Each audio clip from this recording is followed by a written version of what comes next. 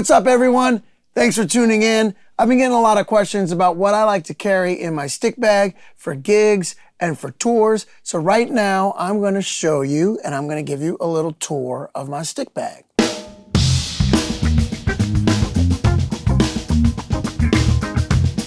I'm also giving away a replica of this stick bag with all the Vic Firth elements inside of here. I'm giving away the bag and all the different sticks, mallets, and brushes that you're gonna see in this video.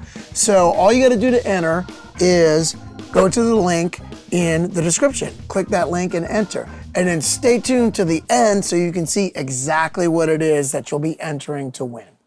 So for my main stick, I use my signature stick that I designed a good long time ago, and I started designing it with Vic Firth himself, and he sent me some drawings of some different tips that he was thinking about, and some of the tips that he suggested were actually much more fine pointed than this, much more of an arrow tip, but I actually sanded down the tip, sent it back to him, and that's how we kind of finally arrived on the tip that I was happy with. And this is basically an 85A. It's a slightly thinner 5A, and it's slightly longer, about 1/8 of an inch longer. It's got a healthy shoulder here, but it's also got a nice little taper that comes down to this tip that has enough of a fine point on it that I can get some refined symbol definition when I need it, but then also I can lay back on to the body of this tip here so that I can get a fatter cymbal sound if I need to as well. The majority of the time I'm using the Hickory version of my signature stick, and I will write an S on the top of there so I know that that is standing for Stanton or signature, and I know that that's my main stick. But then sometimes I have maple versions made of my signature stick, and this is for some slightly lighter playing. Maple's a little lighter, but it's also a little bit more brittle, but I like this for sometimes when I'm swinging out or playing a little lighter. With these sticks, I've got an M written on there, so I instantly know when I'm looking down at the sticks that that's my maple stick. And then also in here, I've been really digging the AJ6, and I really love this because it's still got a healthy body that is not too different from my stick, but as you can see, it gets way tapered towards the tip, and it's got a tiny tip up here, so you can get a really refined cymbal sound. And I've had to shed with these to get used to playing with them, but I can really play quieter with these, and they feel different, so I'm always reminded that I need to play quieter when I'm holding these. And I use these when I'm swinging out with my piano trio or in other swinging out situations.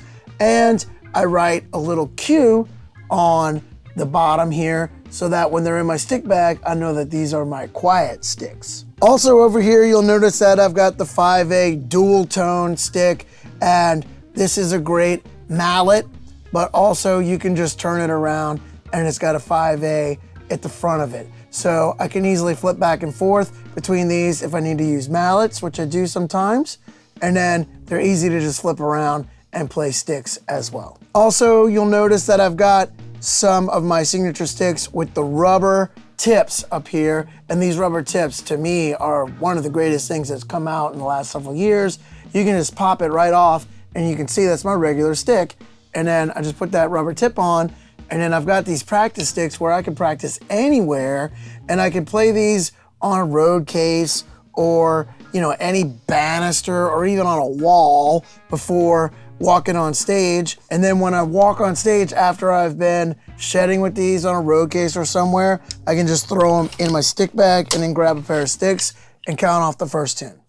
You'll notice that I've got my LP tambo stick in here as well, and I use this sometimes when I'm trying to get a tambourine effect around the drums. I usually have 2 pairs of brushes, and what these are 2 of the sweep side of the Russ Miller brush, and I usually have them send me 2 pairs of the Russ Millers, and I'll pick out the 2 sweeps.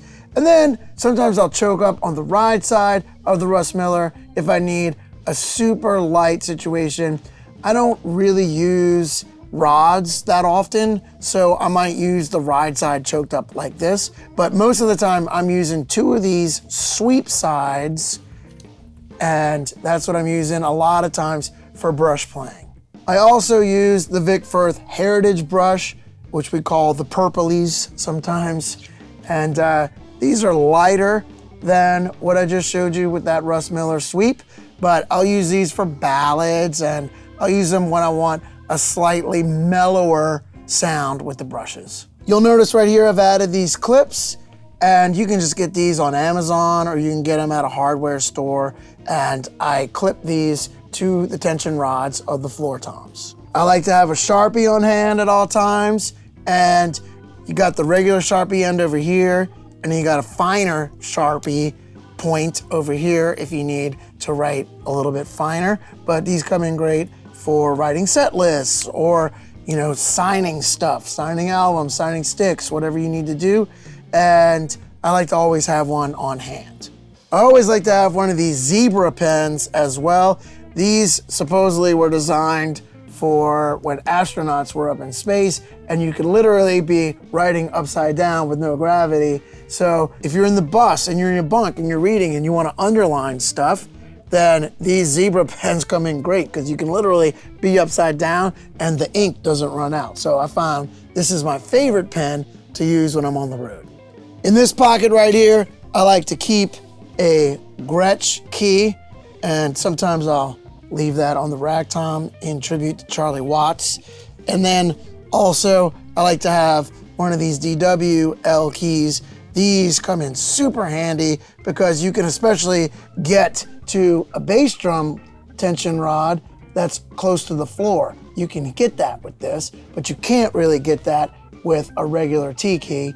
So these also have some wrenches on either side over here that come in super handy on the pedals.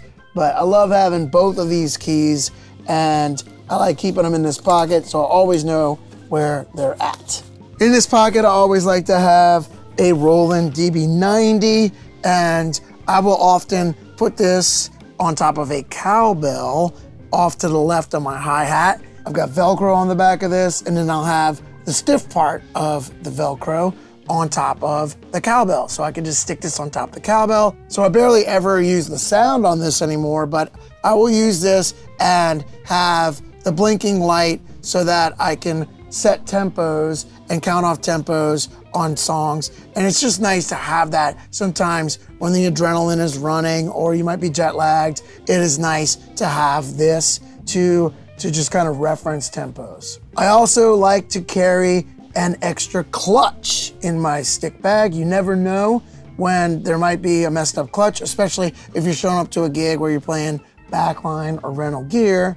If you are missing this part of your clutch, or if this part is stripped, if you're missing this, then, you know, it's pretty challenging to get through a gig with a dysfunctional hi-hat clutch. As I said earlier in this video, I'll be giving away a replica of this stick bag, only the Vic Firth products, just so you know. You'll be entering to win exactly what is in this box, which is this unopened stick bag, a brick of my signature sticks,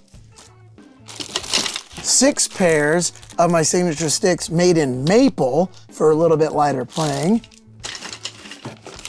a pair of these 5A dual tone mallets that also have the 5A tips, 6 pairs of the AJ6 that you can use for super lighter playing, 2 pairs of the Russ Miller brushes so that you can make a pair of the sweeping side and then a pair of the stiffer ride side that you might want to use instead of using rods. Also a pair of the Vic Firth Purple Heritage brushes and 2 pairs of the Universal Practice tips, which are these gray rubber tips that you can put on any pair of sticks and practice anywhere.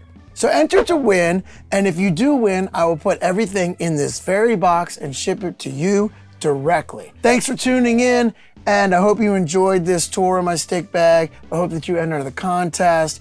And please like this video and subscribe to my YouTube channel. Hit that notification bell so you can be notified when I'm putting out lesson videos, behind the scenes videos, and also giveaways.